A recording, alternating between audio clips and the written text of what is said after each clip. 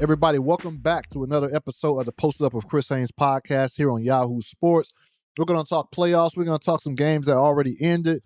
We may look forward because today is the day that the Western Conference Finals is starting, so we don't want to jump too far ahead, but we're going to discuss some things. And I'm bringing my brother Vincent Goodwill on, senior NBA writer here at Yahoo Sports, bringing him on the chat with me. Y'all all love him. Everybody loves Vinny. So, with that being said, everybody loves Vinny, Chris? Everybody loves Vinny. It seems like it. I have not met one individual that said a negative thing about you. That's the honest truth. I buried them all. That's why. Okay. I know the same definitely can't be said for me, but that's fine. I'm not everybody's cup of tea. That's fine.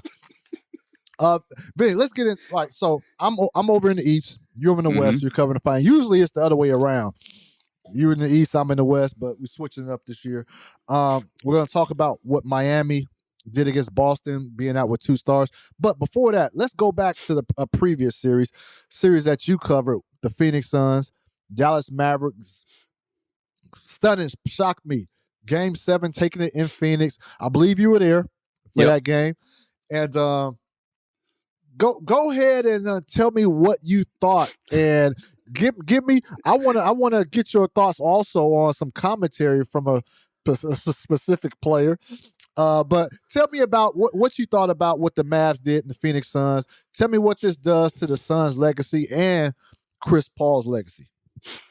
Well, that's a lot. Well, for one, before the game, we were talking to, we do the pregame coaches interview. We were talking to Monty Williams, and he was super serious. Not like super serious, but, Monty just has a very straightforward approach.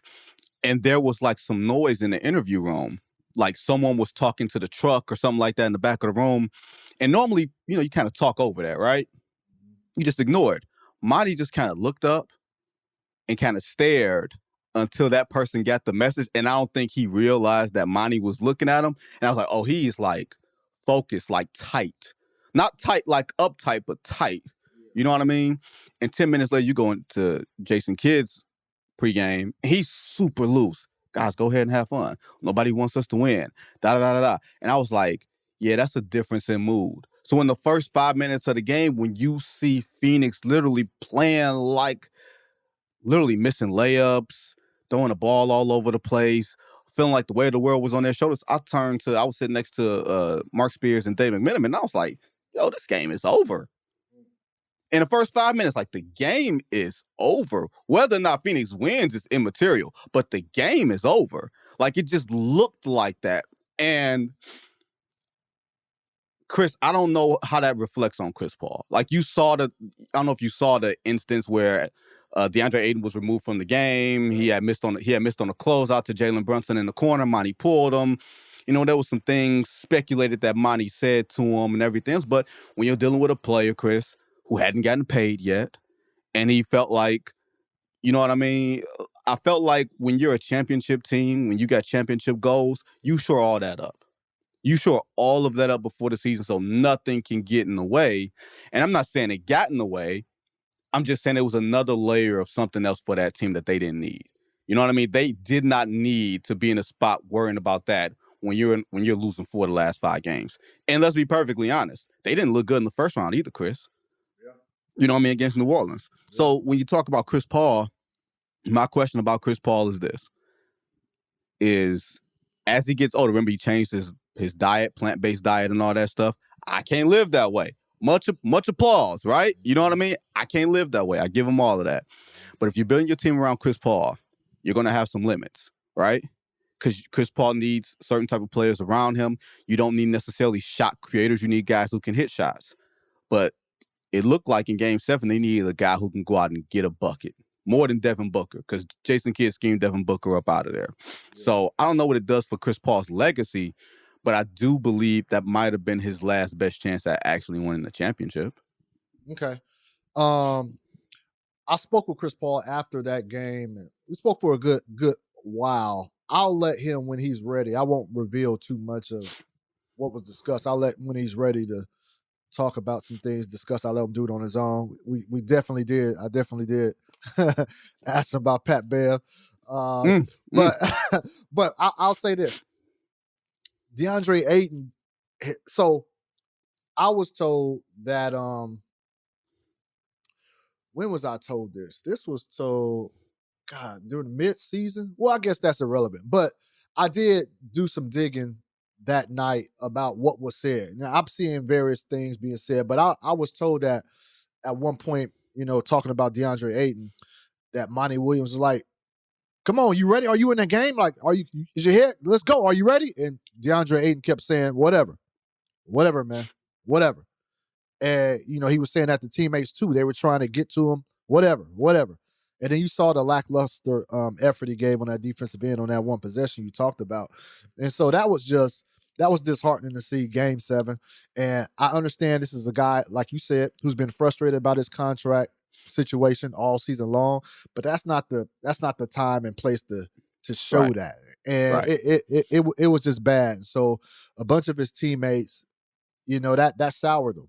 That definitely did. That soured them. Now, Phoenix has a big decision to make. What you do? I believe he's a restricted free agent, so you can let the market kind of dictate the value and go from there.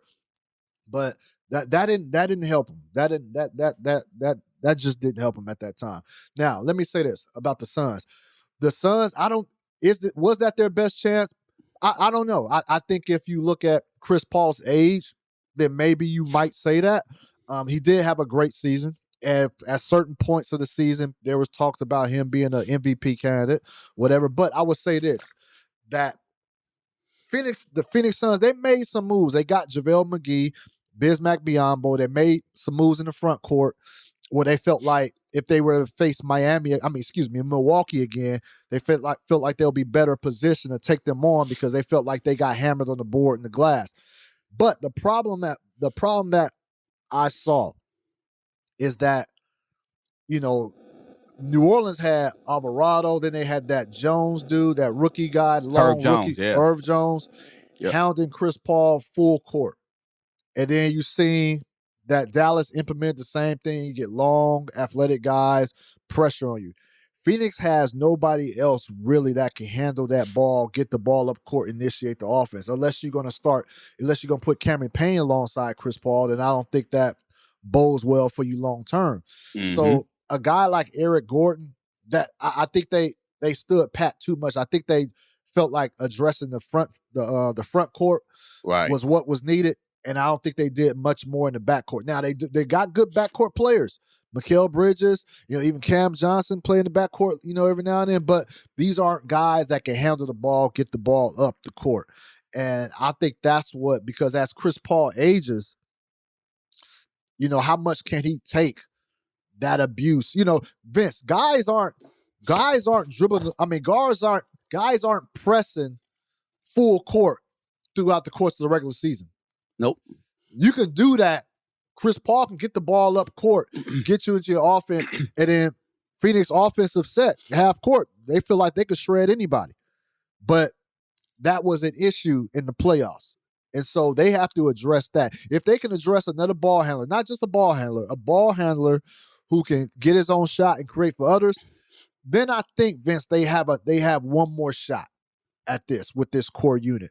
But that's what hurt them. And that was embarrassing, man, the way they lost.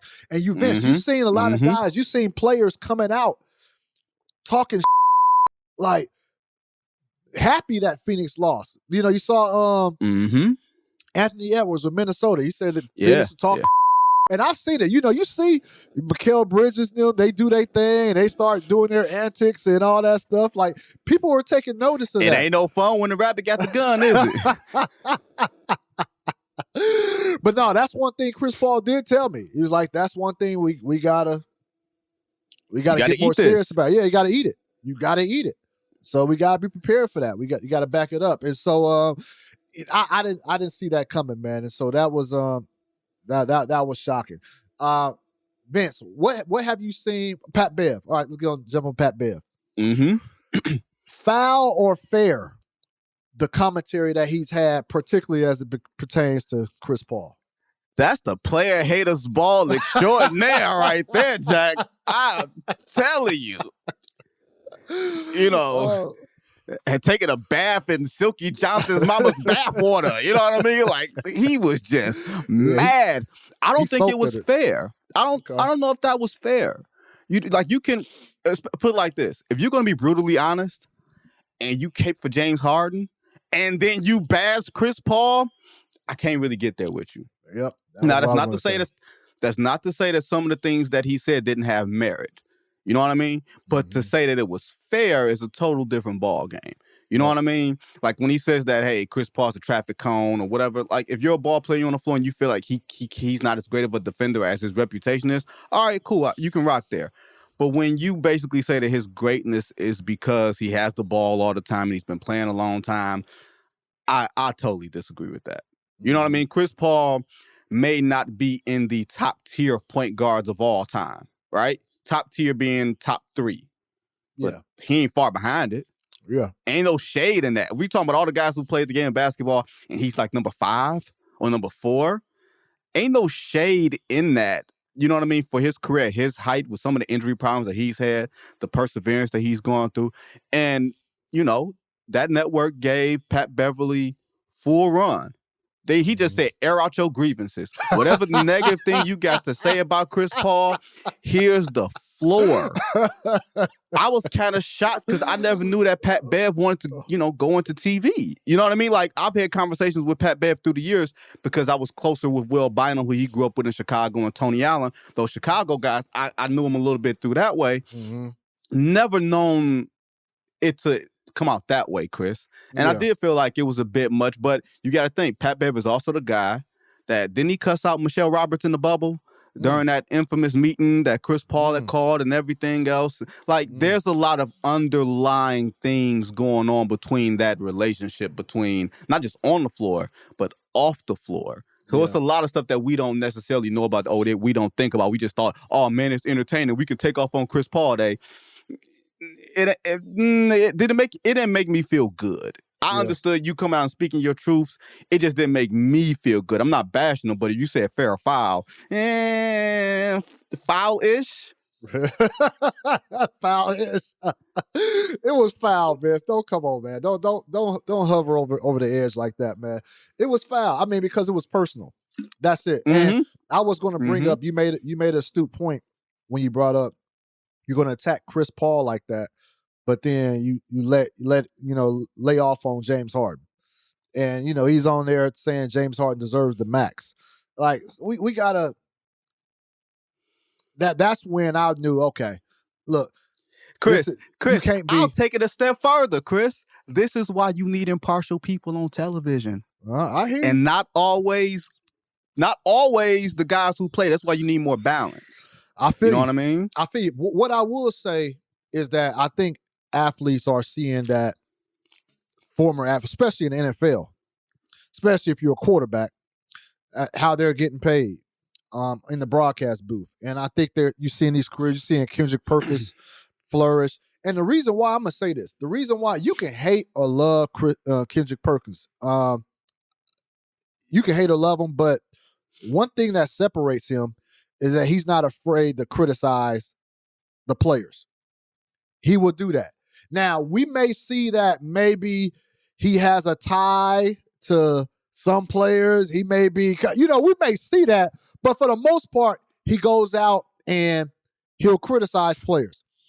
Most players that step into on this side, everything's good. Everything's cool. Even with Jeff Van Gundy, when he's broadcasting, we'll never criticize a coach. We'll never criticize a coach. Never criticize a coach. So and look, and that's why, like, it we do need to see some balance, but I think there's a lane for players like Pat Bev who want to step on this side because he aren't afraid, but you can't take the personal vendettas you have. You can't let that reflect in your coverage and in your commentary. And I think he took it too far. Like Chris Paul, like I was in the room, Vince, when the top 75 All-Star Weekend, I was in the room when they were taking their pictures, and I was just amongst the greats. And it was just an honor for me to be in there. I think I was the only one of 2 media members in there just to see the greatness. And then it was like guys that I've been covering, Dame, Chris Paul, LeBron, Kate, like KD. I don't think KD. No, he wasn't there. didn't go. KD wasn't there. KD didn't go. Yeah, but it's like seeing the guys that I've covered and have relationships with. Like, dang, like this is the 75 greatest of all time. And for Pat to slander him like that, like it's one thing. Like because you said Chris Paul may not be top tier point guard. That's Magic Johnson. Who Isaiah? Who else you putting in there? Magic, Isaiah, maybe Steph. And see, and that's the thing. I was having a conversation with my brother about Steph. Point guard. He plays the position. Does he? He plays the position. He's not 90% handling the ball, but if you think about it, the attention does go to him because wherever he is on the floor, before it's almost like you follow the ball. Wherever the ball is, that's where your defense shifts. With Steph, wherever he is, that's where the defense shifts. That's fine. So he facilitates offense just by gravity. Oh, he's not your natural pure point guard. Okay, you know what I mean? Most dominant players then draw the defense's attention. So you can use that analogy for LeBron. Really. Yeah, but LeBron functions as a point forward. Okay, but he's not a point guard. We're not talking about LeBron as point guard. Right. So Steph, you can look at the Warriors games. I believe Draymond brings the ball up more than Steph. Steph will bring it up and then kick it off to Draymond, and then they'll run their cuts and everything else. Like it's once again, I'm not here to argue the term, but I ain't gonna call Steph a 2. No, I understand. What I mean? He is that hybrid of a player where I just have a heart because when we're talking about the best point guards in the league. We're talking about the best table setters. You know what I mean? Like when you talk point guard, you're talking about the best table setters out there. And Steph just doesn't. I don't know. He's not a pass first point guard. He's not a traditional bring the ball up, pass the ball, and then go stand in the corner somewhere. That's not him. But the way that the game is played, there aren't too many guys like that. Chris Paul is the last of a dying breed. I mean, you can make the argument Dame is more of a hybrid than a point guard. You know what I mean? Like Dame gets you 9 assists a game. No, I'm not saying you're wrong. Steph gets you 7. So you know what I mean? We're talking about 2. If we're talking about 2 passes a game or something like that, it's all a matter of it's subjective. It's a matter of your opinion. But what is your larger point, Chris Haynes? I forgot. You were talking about Chris Paul in the top 75 room. That's what you were saying. Yeah, I was just. And you were saying it was unfair for Pat to slander him. You were saying it was unfair for Pat to slander him that way. He's a top 75, man. Like whatever you have against him, like that shouldn't reflect in your coverage and your commentary. The crazy thing is, Chris, people think that I don't like Chris Paul. I love Chris Paul. Yeah, many people do say that. They do say that, Vince. And the crazy thing is, I haven't had much one-on-one time with CP, and I would actually like to have one-on-one time with him, but I love his game. He's a throwback. He is, he's like a black John Stockton. Mm-hmm. You know what I mean? Like if you think about it, he's more John Stockton than, any other player. I do think there's a pushback when people want to crown someone who hasn't done it. You know what I mean? He's a winner, not yet a champion. And I think there's a distinction from that. You can't call him a loser. I ain't saying he's no loser. You know what I mean? He's done too much. But he's only been really on a championship type of team maybe once or twice in his career. You know what I mean? So and it's been later in his career. You know what I mean? But I love Chris Paul's game. If you're talking about top 5 point guards, he's in the discussion. He's not 1, 2, or 3, but to me, he's in the discussion. And I don't think there's any shame in that. So what's gotten to your boy Jimmy Butler? This is what he does. Not scoring like this though, Vince. This surge he's been on, I haven't seen this, man. I've seen this from him. I've seen this from him in different points of his career. You know what I mean? When I was covering him in Chicago, and our relationship got off to a rocky start because I told him he wasn't as good as Kawhi Leonard or Paul George. You still all right? You didn't. How you feel about that now, Vince? Oh, it's time to have a discussion. It's time to have a conversation now. You know what I mean? Just a conversation? You don't want to admit that? You don't want to admit fault? You don't No. He asked me, because he was doing a Slam magazine cover at the time. It was him, Kawhi, and Paul. And he said, who'd you take out of three of us? And I said, honestly, Jimmy, I'd take you last. But this was in the 15-16 season. This was Jimmy coming off of his first really, really good year. And those guys had done it. Vin, I understand. I'm asking right now, do you change your opinion on where he stands amongst those two? I changed my opinion the next year. I need 5 years to change my opinion. Well, more importantly, did you tell him you changed? Does he know? I would never give Jimmy Butler that validation. Are you serious? I would never give him that. Because here's the thing. Am I petty? No, yes, I'm not petty. It's not petty, Chris. It is, you're never going to give someone the validation. Because you know what he said to me? He said to me that day, I'm going to prove to you that I'm better than those dudes. And you know what the thing he did that year, Chris? What did he do? Kawhi Leonard had a game winner in Chicago. Jimmy blocked it. Like about a week later, Paul George came to town. Jimmy hit like an alley-oop tip-in layup over him that was at the buzzer. He didn't have to say anything to me, but he made sure when we got to the locker room, back in the days when, we were allowed in locker rooms and everything, that was Chris. A long time ago. Long time ago. Man. He was like, you still taking them over me? So he remembered. He don't forget a thing. I have to give him his props, man. He's the best player left. He is the best player left. Woo! You putting him over Steph, huh? He's doing it on both ends. Ooh. He giving it to you on both ends. Excuse me, producer Brett, Ron, make sure we cut up this portion of the episode. Vince said, thank you, Vince. Vincent Goodwill said Jimmy Butler. And I'm not arguing with Vince, but I'm just reiterating. Vincent Goodwill said Jimmy Butler. I'm gonna flesh it out since we cutting it up. Left. Okay. I'm gonna flesh it out. When I'm talking about best player left, I'm not talking about naturally gifted, talented, all that. I'm saying who can give it to me on both ends of the floor. He literally turned the game last night, Chris, in that third quarter with two basically cringeworthy steals that Eric Spoelstra was trying to pull his hair out because Spo don't like his guys, gambling off the defense like that. And he went off and he locked up Jason Tatum. Then he big-bodied Jason Tatum, right? For 40. You tell me what remaining player in the playoffs can do that on both ends. There's better offensive players. Yes, Steph's a better offensive player. Luka Doncic is a better offensive player. Jason Tatum is. But who can do it that way and dominate a game on both ends of the floor? Okay. If Giannis was still playing, I'd be saying it was Giannis. But Giannis is sitting at home right now. Vince, I'm going to get you because we got 3 minutes because we got to cut the first half of this podcast and get to the second half. But Vince, based off of what you're saying, you're basically saying that overall, forget best player left. You're saying overall, Jimmy Butler is better than Stephen Curry. I'm saying if you give me a game for my life.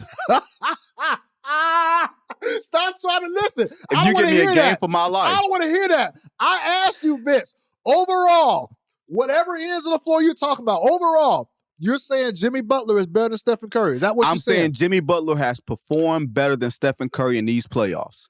30 a night, 8 boards, 6 assists, steals and blocks. He's performed better. He has. I don't think there should be much debate. Steph hasn't performed to Steph-like standards in these playoffs as of yet. Now, doesn't matter. You know their resume already. You've seen what they've done. Oh, so you mean resume like James Harden's resume before the Eastern Conference semifinals? Or were you willing to bet on James Harden's resume, Christopher Haynes? No. Is that what you're telling me? No, because I seen what he was doing this season. So no, I was not. No, you've seen his movies, right? Yeah. Ain't you seen my movies? That's how I talk. Yeah. All right, Vince, you got yourself in enough trouble. Let's get back to the series at hand. We're talking about Miami, Boston. I'm here covering this series, Vince, and shoot around that morning. Boston was very secretive. Like, they didn't let us go in. Usually the other teams, it can be Boston is different, but I doubt it. I think they were doing it for a reason that morning, but they didn't let us in the Arena Bowl. Shoot around usually team, that's where you conduct all your interviews and coach, and we've been doing that. That's what the road team has been doing every time they came to Miami, whether that was Atlanta or who was the last Philly. series? Philly. Yep. So Boston didn't do that. So they brought coach over to a press conference room. It's the shoe runner morning. Then they brought Derek White. And so, yeah, exactly. Derek White. And so we can't see what's going on because we're in this press conference room. You know, it's those rooms, Vince, that they use for the NBA finals. Yeah. And so they wouldn't have, and so when that was over, they wouldn't have let us go in the Arena Bowl. They wouldn't let us. And so that was you got a theory? You got a theory, Chris? I don't know. I can't say, I can't connect the dots here, but it was something fishy that morning. And then later on it was found that Al Horford tested positive for COVID. Mm-hmm. Obviously Marcus Smart to his foot injury, he's out. But Ime Udoka said, the coach of the Celtics said that he found out 2 hours before tip that Horford will be out.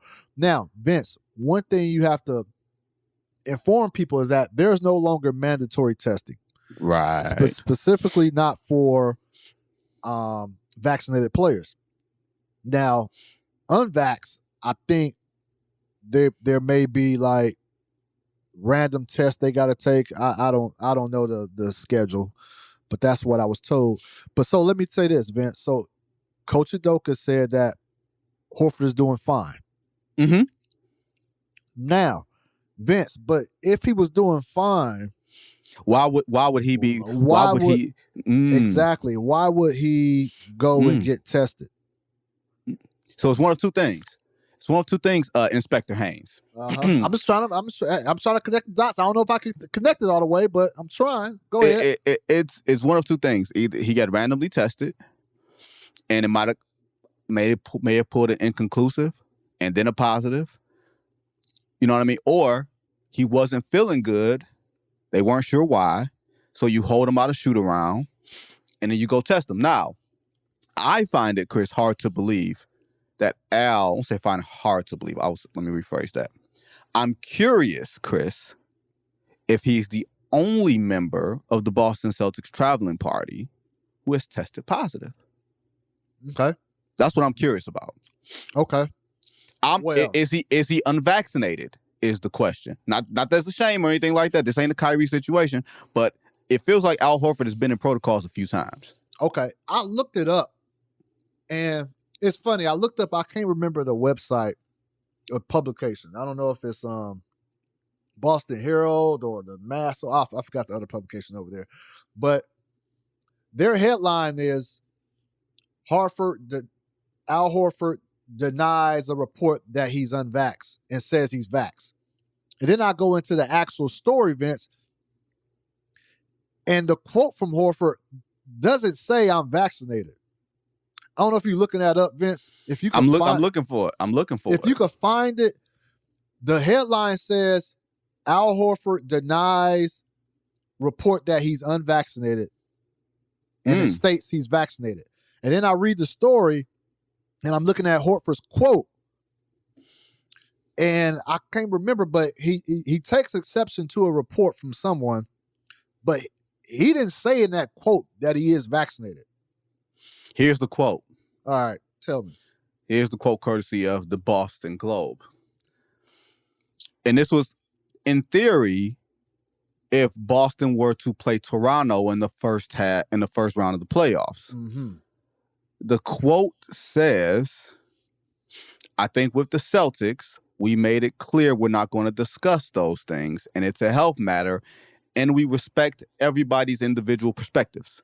That's why I'm not going to get into it and talk about it, but I'm ready to go. That's it. Now, what does the headline say, Vince?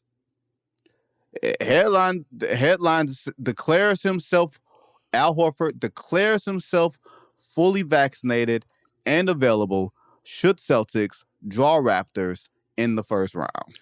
That headline and that quote doesn't match up to me. It does not. It does not match up. It's some questions, right? We have questions. Mm-hmm. That does not lead me to believe that he is vaccinated. that does not give me confidence that he's vaccinated. I know players, Vince. I'm just being honest, and I've told the league this, but I know players who aren't feeling their best, and they are not going to get tested out of fear that they will lose, miss out on games. When I mean not feeling the best, they ain't just hawking up and but just little something here and there. You know what I mean? Like, and they not getting tested. They were like, you're going to cause me to miss, some games. That's why players, I'm not saying players are mad at Paul George, but players were surprised that Paul George voluntarily went to go get tested. Well, told him how he was feeling. He got tested, and he was out for whatever game that was. Was it a play-in? Playing game against Minnesota. Yeah, so players aren't, they're not. So wait, back up for a minute. Players were upset with PG for going involuntarily to getting tested? I didn't say they were upset. They were surprised. Okay.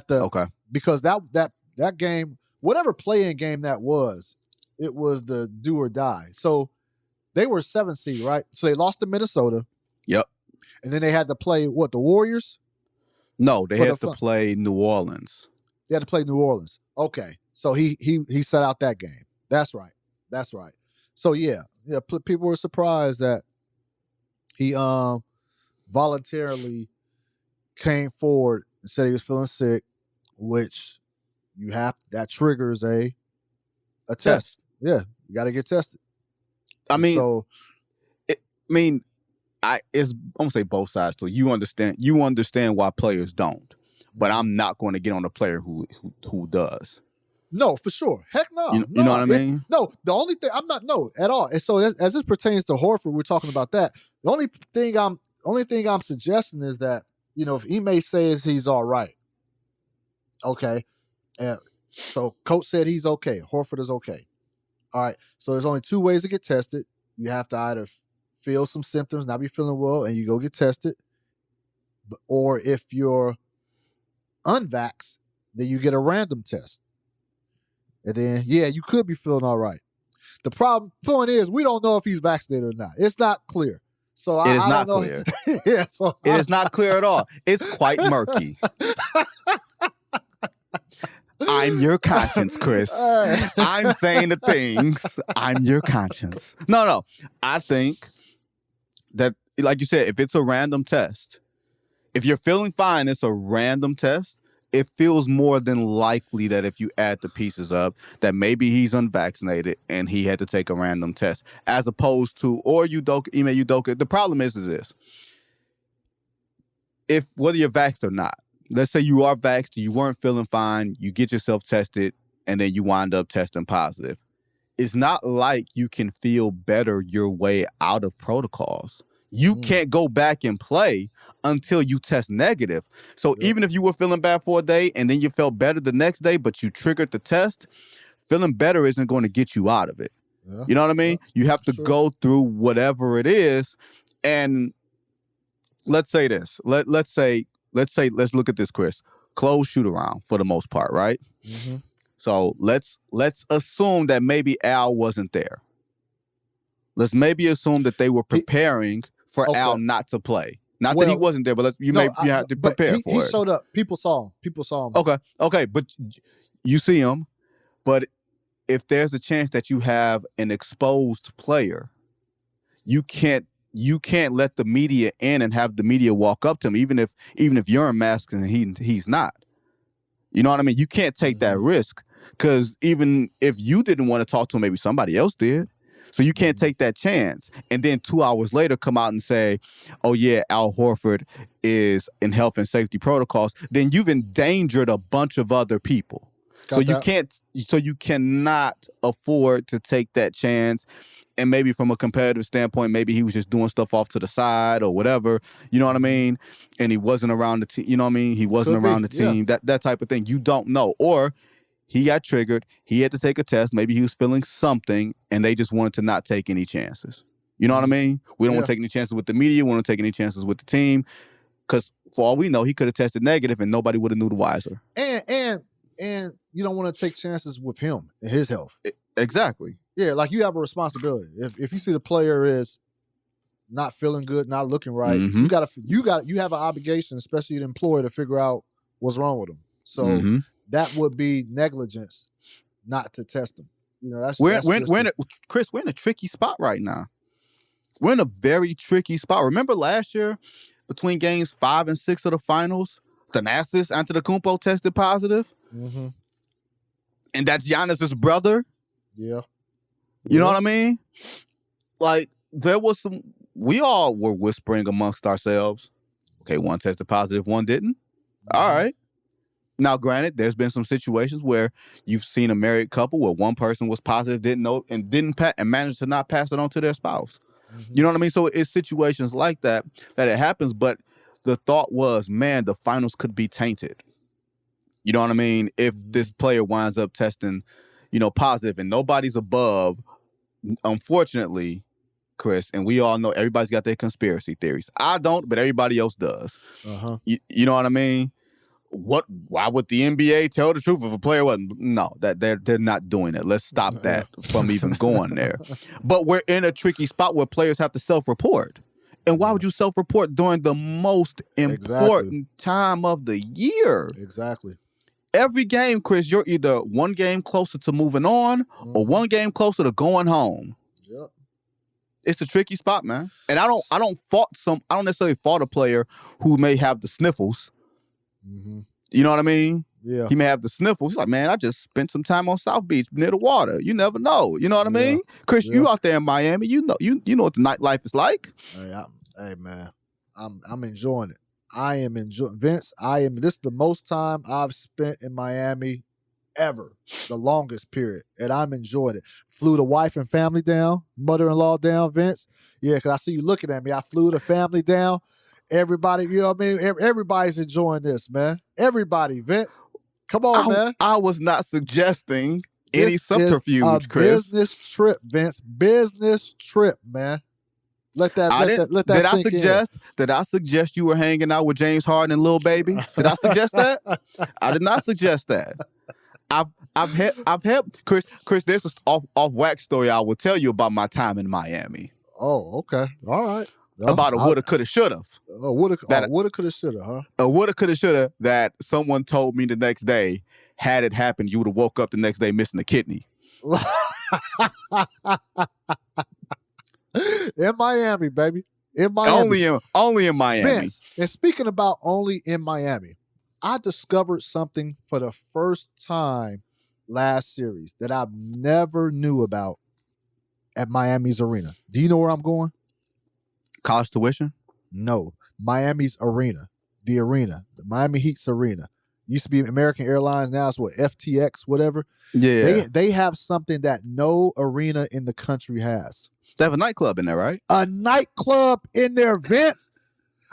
Vince, I went in there, and I'm not going to say who was in there. It was a player. He's a young player. I love this player. I don't know if he's supposed to be in there, if the age limit, but Vince, I was working the game with me and Grant Hill. Because check this out. So backstory real quick. Our TNT locker room is right adjacent to this room where there's a bunch of music. And so me and Grant would be in there for like 2 days. We'd be like, man, what's going on in there, man? They blasted. You could tell a lot of people in there be like, what's going on in there? I'm like, man, I don't know. So we never checked. So 2 days went by. We were like, man, we gotta want to check this out. So the next game, we was like, man, let's go look in there. So me and Grant look in there, Vince. It's a real club during the game. Like VIP sections and all. What bottle service, what women hostess or what? Vince, it's incredible. And I figured it out. We always wonder, how come the Miami fans don't get back to their seats on time? Like why they show up to games late? They going to the nightclub before the game. That's probably most nights, probably the main attraction. Vince, it's a real club, bro. A real club. I've never seen anything like that. So, Chris, you mean that's why you were late with your third quarter report? No, I made all my reports. I just went in there and I was just shocked. I went to the VIP section, dapped up this young player I seen, said what's up, and I was out. And that's funny. So Grant was in front of me. He walked in and saw it. He looked around. He was like, Chris, I got to get out of here. And he took off. He said, I can't get caught in here. So, you know me, I go walk around a little bit. You know, you got to do a lap. You got to do a full lap, a full inspection, a 50-point inspection, like you about to buy a car. You going through that whole thing. You want to see exactly where everything is. Check it out. Go check it out. So, Chris, are you telling me that you're rooting for Miami to make the NBA Finals? Is that what you're telling me?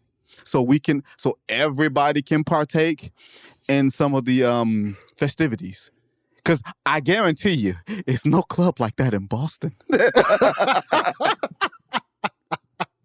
Yeah, that is for sure. That is for sure. Chris, where would you rather be during the NBA Finals? Would you rather be in Miami or Boston? Because I can tell you the two cities I would rather be in for the NBA Finals. I can tell you that much right now.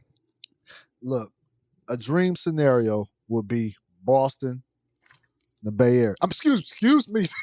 You almost spit your water out. Excuse me. Miami and the Bay. Miami and the Bay.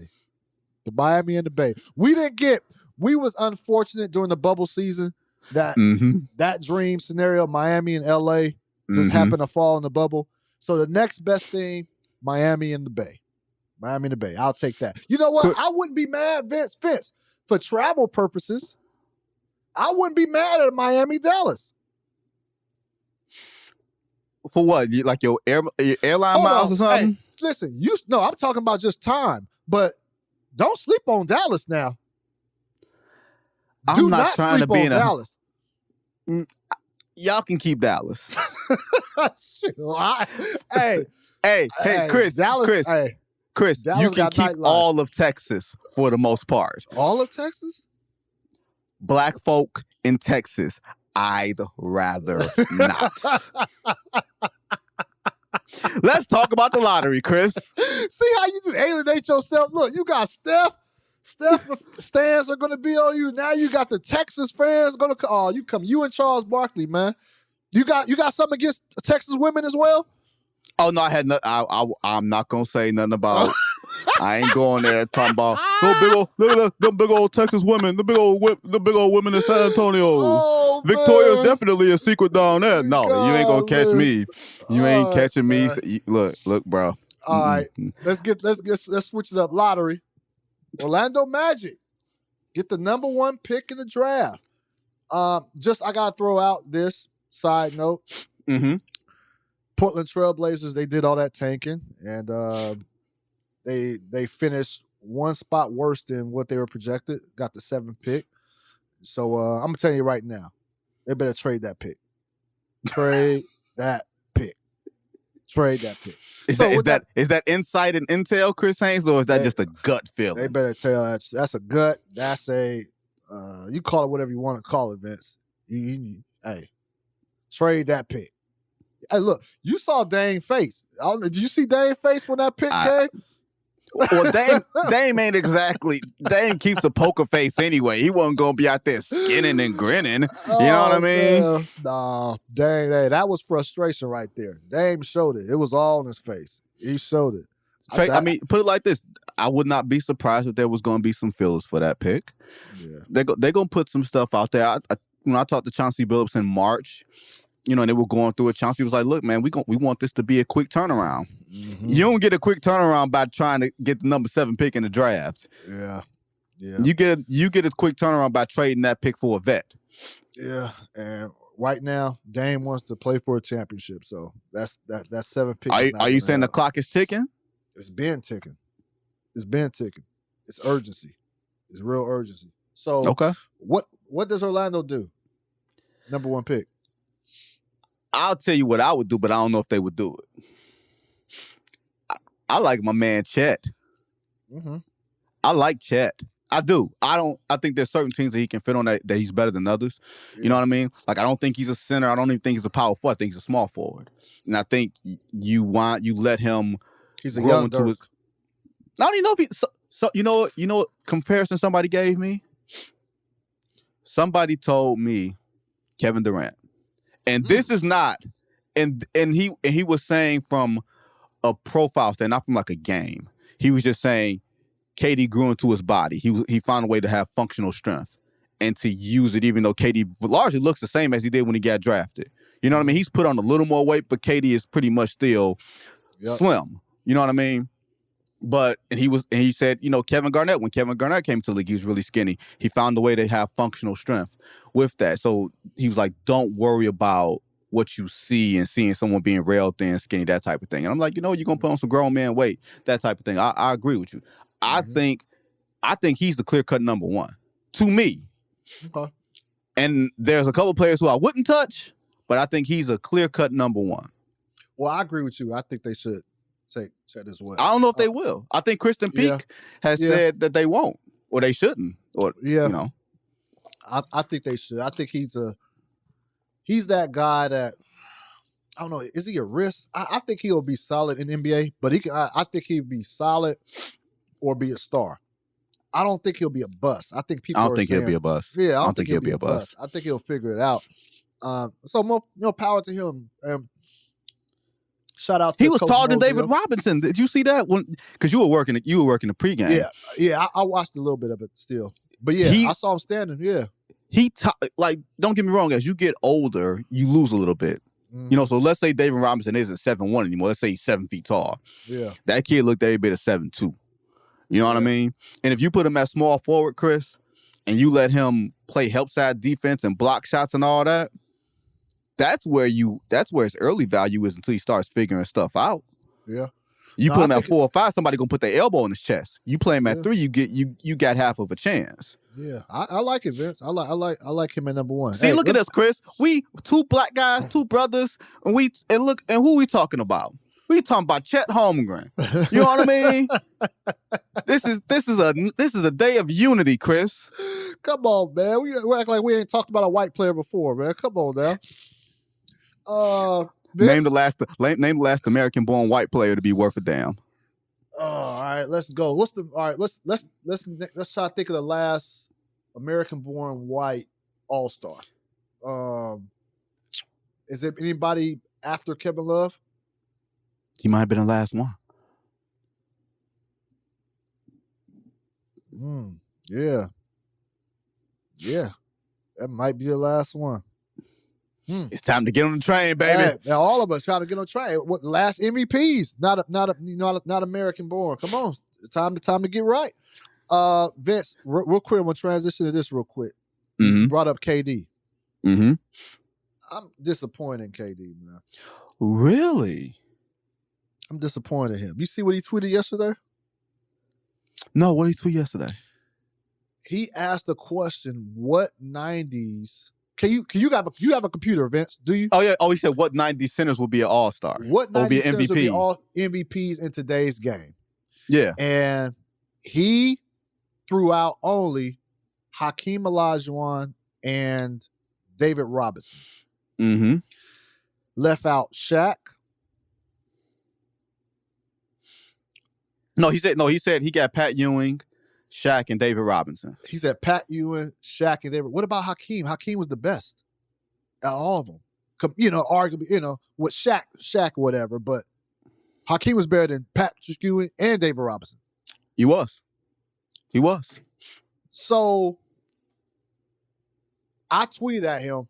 I tweeted all those players, and I said, and possibly Patrick Ewing. The reason I said possibly is because of obviously the speed of the game nowadays. But the Joker is doing it fine. He's getting well. Yeah, he's not a defensive guy, but right, he's showing that big man centers who could dominate the paint still can have a place in this game. It's a value. Yeah. I think Patrick Ewing's biggest failure, I wouldn't say failure or downfall, whatever you want to call it, he never played with another great player. Like if you can name his best teammate, that might have been, if that was John Starks, that was a dude who went 3 for 17 in the game 7. Or Charles Oakley, a dude who wasn't a scorer. So he did have limitations. I do think he was a tier below Shaq and David Robinson and Hakeem Olajuwon. The same way I think Chris Paul's a tier below, the Magics and Isaiahs and those guys.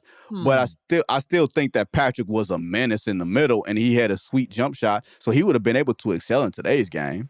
I put David Robinson in the same class as Patrick Ewing. Really? Yeah, I think Shaq and Hakeem in the 90s, talking strictly 90s. Those two were the top two.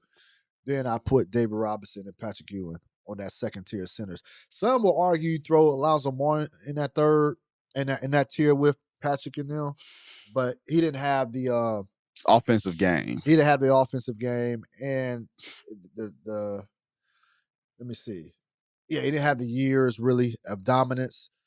You had Brad Daugherty in that time. You had Rick Smith was he was really good. He made an all-star. You had Rick Smith. You had early Dikembe Mutombo. Yeah, it's just a defensive guy, but it's different. Like you said, it's more. To me, it's more tiers than it is.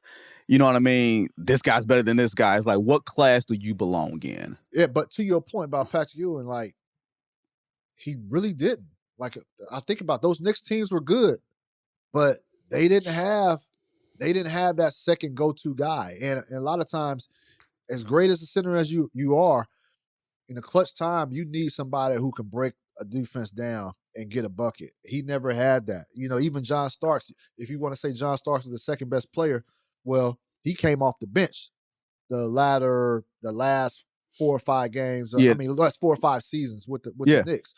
So, Anthony Mason, Charles Oakley, Xavier McDaniel, all those guys. It was a gritty team, but it didn't have the scoring punch. But no, Patrick. So why were you disappointed? You were disappointed in KD because you felt like Hakeem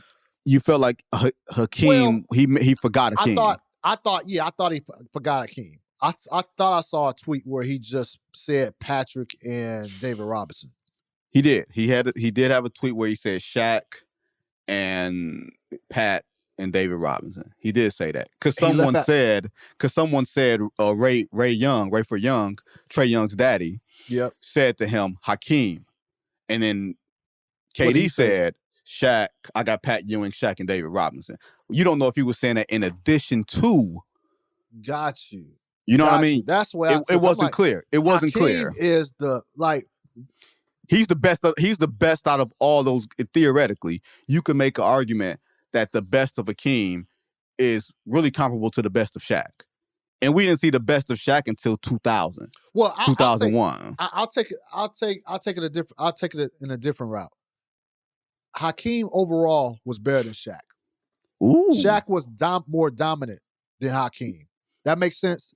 But an overall better player, Hakeem Olajuwon. The footwork, impeccable, man. That guy, you can't leave out Hakeem. And greatest shot blocker. Hit the hands. Like everything. Come on, man. Like that kid was unreal. Excuse me, sir. That sir was unreal. Oh, you know that he's an honorary man. So when he hears this, he's gone. I'm used to now. I'm 40 now. Everybody is younger than me now. So now I'm calling everybody kid now. So I'm like, we talking about the elder statements now. So you out there telling people your age. Yeah, I can't do that, man. I live it good. It's all good. So I'm getting a call. Let me decline that. Vince. We getting out of here, man. You got the Golden State Warriors, Dallas Mavericks series. Before you get out, this pie is going to air before the tip. Who you got game 1? Real quick. I wonder if Dallas is going to steal game 1 on the road. Okay. I wonder. I don't know if I'm picking it, but I'm wondering if Dallas is going to steal game 1 on the road. Because they're coming in feeling real good about themselves. You blew out the 64-win Phoenix Suns the last 2 games. You've won 4 out of 5. And I don't know who's going to match up with Luka Doncic. Now, the question is who's Luka going to guard, but who's going to guard him? So this is going to be, to me, a heavyweight championship fight. And let's give Jason Kidd some flowers because that man is coaching his ass off right now. He has better than Rick Carlisle. Look, even Monty Williams said it. He said, look, y'all kicked our butts. You know what I mean? Mhm. And Monty That's the Williams was coach of a the year. rightful coach of the year. Rightful coach of the year. Should have been two time. Yeah, should have been 2-time. Should have been 2-time. Instead, y'all want to. Instead, y'all want to throw flowers at New York every time y'all get it. Y'all get a chance to media. Every time New York sniffs some competency, we gotta act like the Garden is the center of the universe. Ain't been worth a damn. Oh man, I hear you, bro. I hear you. Well, we're gonna end it right there. My brother Vincent Goodwill here. Chris Haynes here to post up Chris Haynes podcast. I hope you guys enjoyed this episode. Enjoy the playoffs. Subscribe. Tell everybody to check this podcast out. We appreciate y'all. Take care. See you next week.